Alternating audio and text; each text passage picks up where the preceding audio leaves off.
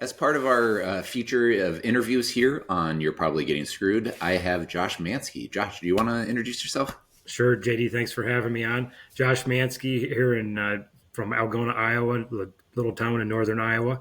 A farm, manage farmland, sell farm real estate. So if it sounds like I'm diversified, I'm really not. I'm just involved in agriculture in all sorts of different ways. There So you go. And so you wrote an interesting Substack here, which we'll be posting on ours. Do you want to talk a little bit about what you found out and what you reported? yeah, so I started the Corn Belt newsletter, and the idea behind it is to focus on things that are happening in agriculture and the land market specifically. So we kind of every single month I drop the newsletter at the end of the month. After certain reports have come out, whether it be the supply and demand report or if there's some interesting land findings. Had a really fun interview with Dr. Robbie out of Iowa State, who did the land survey. So many of the things that we're trying to figure out that's going on in the land market specifically. Not that it's hearsay, but what are you hearing? You're talking to other realtors. Man, she had a deep dive of who's buying the farmland, land transfers, all of that stuff, and data that it's not necessarily what's going on. She's got the hard data. So I did that a couple of weeks ago, and then the newsletter. Try to keep the format the same every single month, and just try to keep the fundamentals. And agriculture is, as you know, JD, it's kind of a niche world, and it's almost like a different language. So trying to explain that to people and have them have an understanding of what's going on, because it affects everybody. Absolutely. We all eat. And one of the things that I wanted to bring you on is to give folks kind of an update, because I bet you a lot of folks who are watching this are not as in tune as we are in agriculture. Could you talk about, and I don't think this is getting talked about enough, the agriculture sector is in a recession right now. Yes. Most economists admit that's the case. What do you think's going on, or just what do you see happening? Well, we've got a oversupply of commodities, especially corn and soybeans at the moment. What's interesting, JD, the USDA just came out with a report, the Economic Research Service, that said income for farmers is going to be up in 2025. And you're like, well, how is that possible? Right? Because the farm economy has been in recession. It is in recession. Well, it's because of all these ad hoc payments that Uncle Sam is going to be giving out to farmers. I mean, we're expecting, I believe it was $43 per acre for corn and $30 an acre for soybeans to try to make up the difference in the cost of production and the loss of income that we've had with the last growing season. So, and I want to say most of that income that they said was going to be going up, like 90% of it was tied to government payments. Yeah. And that is not what we want to rely on as people involved in agriculture, is these ad hoc payments that we're relying on Congress to pass and then kick the can down the road to who knows what. And one of the things that I get frustrated with too is that we have this reliance on the federal government when it comes to this, but at the same time, when we talk about overproduction, we're growing things, let's say down in West Texas, or we have things in other places that maybe not be natural to corn, and yet Iowa farmers get hurt or Midwest farmers get hurt.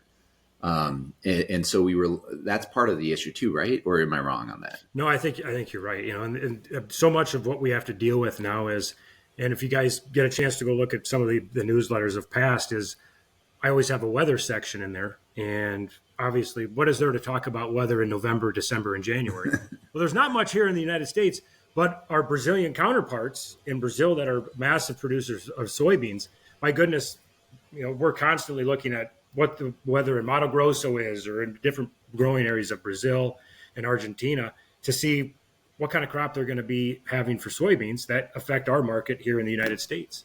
And I think that was, the other thing with, the uncertainty that certain policies trade-wise make us a little bit nervous is our biggest trading partners are Canada. That's our biggest exporter of ethanol. Our biggest corn buyer is Mexico. And then next in line for soybeans is China. So, yeah. I mean, and that's the other thing in the newsletter that I try to point out is, the trading and the shipments. What is it with U.S. corn? 20% of our corn crop is exported. Almost half of our soybean crop is exported.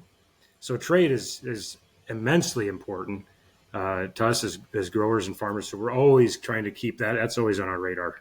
Yeah, and in this last, you're probably getting screwed that I posted earlier this week. I mentioned about the three things that Trump has done that, I mean, it's been just a few weeks, but like it seems like it's going to hurt farmers.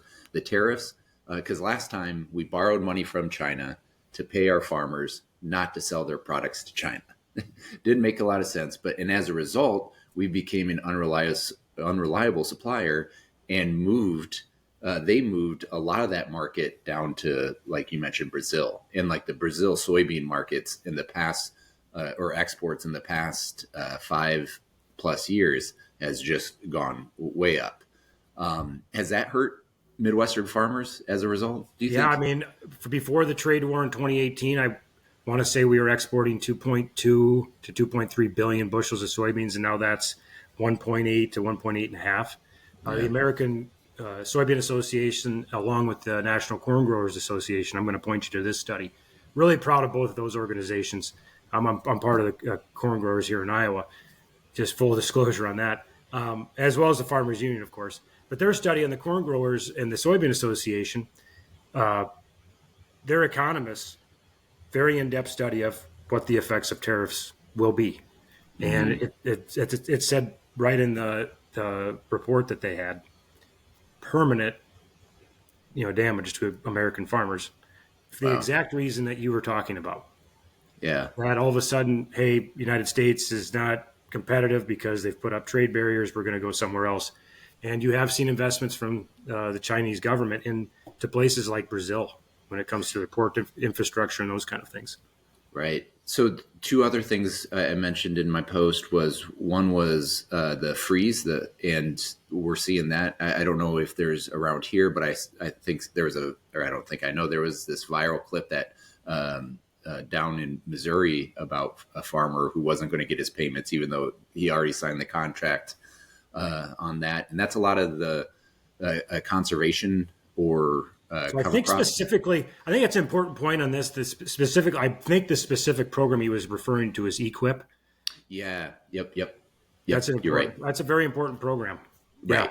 And then the third part of it too was the USAID stuff, and I believe it's $2 billion worth of grain and agriculture products that are part of that program.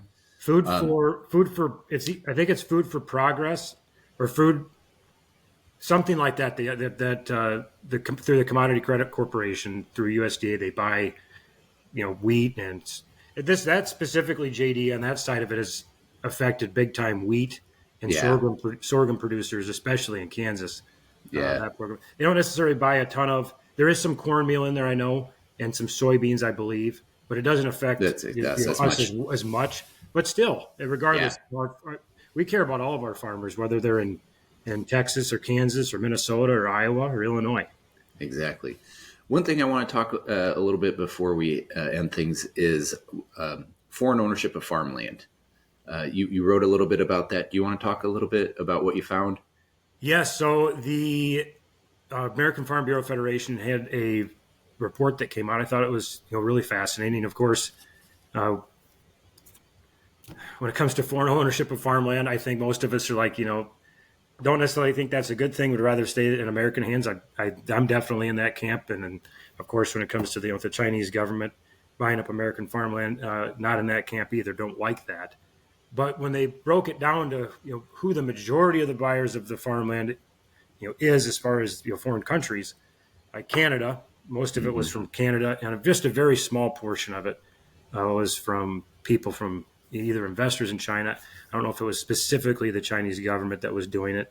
So it wasn't as big of a piece of the pie as maybe we're led to believe. Still an Yeah. issue, no doubt it's an issue. Yeah. Absolutely, that's something that we need to make sure that our laws are protecting, and we're not allowing foreigners to come in and buy precious farmland that should be maintained from people from Iowa or any other state. And then, of course, the national security issues that we can also contend with that. But it Yeah. wasn't as So big a percentage, as maybe we think it is. what we found here in Iowa is that the majority of it is related to either wind turbines or solar. It's those companies that buy the land to turn it into one of those products for the most part. I'm not saying that's everything, but that's the big chunk here. And we had a lot of Germany along with Canada in that. There are a lot of, but there is a concern. This is a huge thing in the United States where the amount of land of farmland that's owned by foreign entities is growing larger than the entire state of Ohio. So it's not like it's what I'm trying to say. It's not an issue. I think this is a huge issue because I Big think issue. the pandemic really put a spotlight on how vulnerable our food supply chain is.